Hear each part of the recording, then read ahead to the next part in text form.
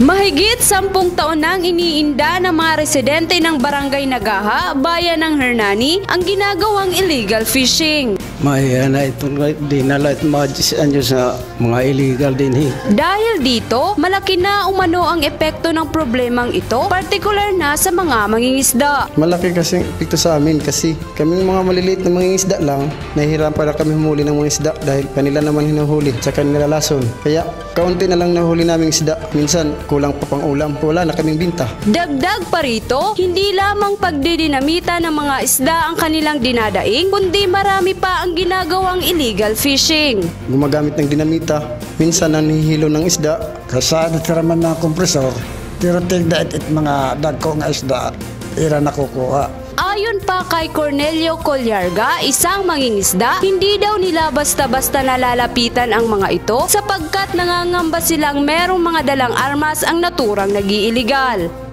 Di man namon hirap po, di malidan kay maninsiring mahitun ko ang sahay may darang mga armas. Kasi ito nitdiri namon ko ano haira. Kay di man ka mahaira na pahiran Na lipat maladit na para yung manlaan na hiranin pagkakako ang gabi nga nasalon.